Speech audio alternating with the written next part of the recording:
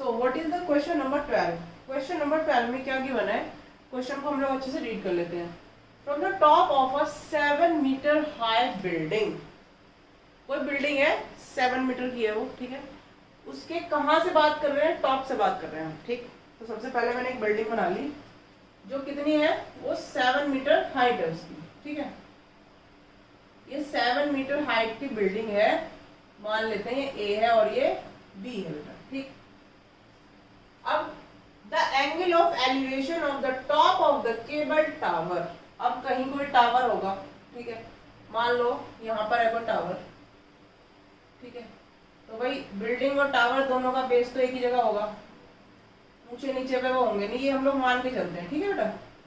अब आप ये कह लो जी पहाड़ों पे घर बन रहा है तो कोई ऊंचा होगा कोई नीचा, लेकिन यहाँ पे जो क्वेश्चन दिए हुए हैं उसमें सभी के लिए हम ये कंसीडर करते हैं कि जो इनका बेस होगा वो प्लेन होगा, ठीक है, प्लेन एरियाज की बात चल रही है, ठीक। तो अब हमने क्या करा, क्या दिया हुआ है कि जो angle of elevation of the top of a cable tower is 60 degree, यहां से देखने की बात चल रही है, ठीक है। टावर का टॉप कहाँ है बेटा, ये है, ये A B मैंने मान लिया इसको C और इसको मान लिया मैंने D, ठीक है बेटा। तो देखो यहाँ जो एंगल ऑफ एलिवेशन बन रहा है, चलो इसको बना लेते हैं, ऐसे रख दीजिए, ठीक। ये जो है ये कितना है, अब ये कहां से देखोगे आप, यहाँ खड़े होगे तो आपकी आंखों को याद करो अपनी, जो सीधा देखोगे तो वो कौन सी लाइन है बेटा, हॉरिजॉन्टल लाइन। हमें जो एंगल बनाने हैं वो अपनी हॉरिजॉन्टल लाइन से बनाने हैं, ठीक है। तो ये जो एंगल है दिस इज 60 डिग्री, ये हमें क्वेश्चन में दिया हुआ है। And the angle of depression, अब हमने आपको एंगल ऑफ डिप्रेशन बताया था, ऊपर देखोगे तो एलिवेशन, नीचे देखोगे तो डिप्रेशन। अब जो यहाँ से ये इसका फुट है ना, इसका जो एंगल बन रहा है वो कितना है बेटा, इट इज 45 डिग्री, ठीक है। फाइंड आउट करना है, determine the height of the tower. ये जो टावर है हमें इसकी हाइट को फाइंड आउट करना है। समझ आ गई आपको इतनी बात। अब ये कौन सा ABCDE, मान लो ये क्या है, पॉइंट E है। करें स्टार्ट क्वेश्चन को करना।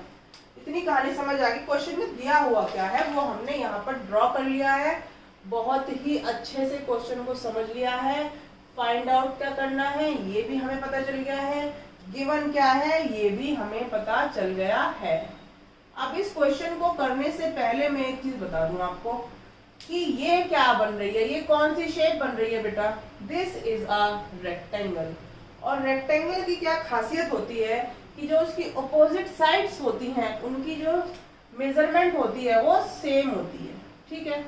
उस हिसाब से ये वाली हाइट और ये वाली हाइट दोनों सेम होंगी।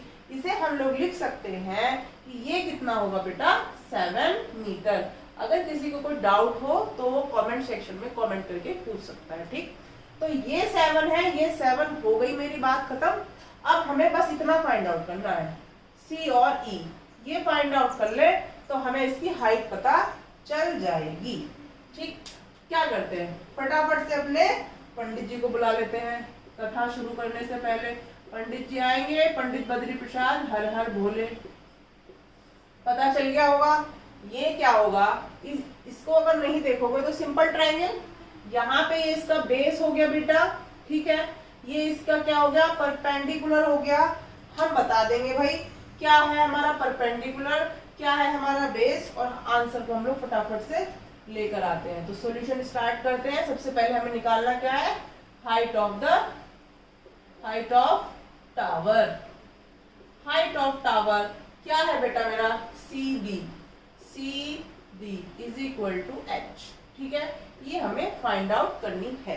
अब हमने क्या किया, हमारे पास दो ट्रायंगल दिखाई दे रहे हैं हमको, एक ACE दिखाई दे रहा है, एक AED दिखाई दे रहा है, ठीक है। बस इसी की कहानी हमें शुरू कर देनी है। तो सबसे पहले in triangle ACE tan theta is equal to P upon B, that is P is this CE, ठीक है।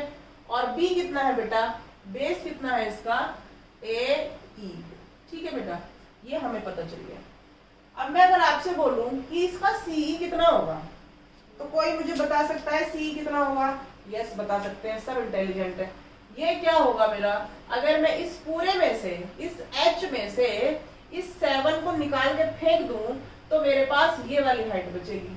ठीक है, तो मैं इसे लिख सकती हूँ सी कितनी हो जाएगी बेटा मेरी, h माइनस 7, और ए का मुझे पता नहीं है, इसे मैं इसको, चलो मैं इसे x मान लेती हूँ। ठीक है, x मानना थोड़ा सा कंफर्टेबल लगता है, अच्छा लगता है सभी को। ठीक है, तो ये x हो गई बेटा। ठीक, अब बताओ, अब हमें क्या करना है? कुछ नहीं करना। tan थीटा की वैल्यू, tan थीटा कितना है यहाँ पर? tan 60 है, tan 60 है, और ये क्या है? h minus 7/x। tan 60 की वैल्यू जल्दी से बता दीजिए, √3 होती है, ये यहाँ पहुंच जाएगा। ठीक है, x ये हो जाएगा h माइनस 7। इतनी बात समझ आ गई? ठीक है बेटा, हमने इतनी बात समझ ली। चाहो तो यहाँ से आप x की वैल्यू को भी एक तरफ लिख सकते हो, यानी कि हमने ये बेस निकाल लिया, या फिर h निकाल लेते हैं। ठीक है, तो h इज इक्वल टू क्या हो जाएगा बेटा, ये हमारा माइनस है, हम इसे उठा के इधर फेंक देंगे तो ये बेचारा तुरंत अपना पलड़ा चेंज कर लेगा, बोलेगा कि मैं तो माइनस का नहीं है प्लस का हो गया हूँ, क्योंकि मैंने अपनी साइड चेंज कर ली। दल बदलू होते हैं ना, जो तुरंत अपने आप को चेंज कर लेते हैं, जहां जाते हैं वैसे ही जाते हैं। तो अगर ये माइनस के है, दूसरी तरफ जाएंगे तो ये प्लस के हो जाएंगे। ठीक बेटा, यहाँ से मैंने इक्वेशन नंबर 1 इसको मान लिया। अब हम इन ट्राइंगल AED की बात करते हैं। ठीक, इसमें अगर मैं tan थीटा लगा दूं तो मेरे पास क्या आ जाएगा? इसका बेस क्या है बेटा? इसका बेस भी सेम वही है जो हमारा इसका था, सेम है दोनों का। ठीक है, और इसकी जो हाइट है दैट इज 7 मीटर। ठीक, और tan थीटा कितना दिया हुआ है? tan दिया हुआ है हमारा 45 डिग्री, और ये हो गया 7x। ठीक है, हमें पता है tan 45 1 होता है, बड़ा ही अच्छा सा है, इसे लर्न करने का भी मन करता है। ठीक है, तो ये हो गया 7/x। तो यहाँ से मैं बता सकती हूँ x इज इक्वल टू कितना आ गया बेटा मेरा? 7 मीटर। यानी कि ये जो हाइट, ये जो बेस है, इस बेस की जो लेंथ है वो कितनी आ गई बेटा मेरी? 7 मीटर आ गई। अब मेरे सारे सवालों का जवाब मुझे बहुत जल्दी मिलने वाला है। अब क्या करना है? From equation 2 put the value in equation 1। ठीक है, लिख दी। बस इक्वेशन 1 क्या थी? h is equal to √3x plus 7। यहाँ पे x की वैल्यू कितनी है? x की वैल्यू बेटा मेरी क्या है? 7। तो मैंने √3 के साथ x के प्लेस पर 7 से मल्टीप्लाई कर दिया, और यहाँ पर भी 7 है। अब आप देखकर बता सकते हो, एक टर्म ये है, एक टर्म ये है, इन दोनों में से क्या कॉमन है? 7 कॉमन है, तो मैंने 7 कॉमन ले लिया, मैंने √3 प्लस 1 अंदर लिख दिया, और यही मेरा क्या है बेटा? आंसर। समझ आ गई बात? हमें हाइट निकालनी थी। हाइट कितनी हो गई? ये पूरी की पूरी हाइट मेरी कितनी आई बेटा? ये आ गई मेरी ये आ गई मेरी बेटा 7 √3 प्लस 1 मीटर।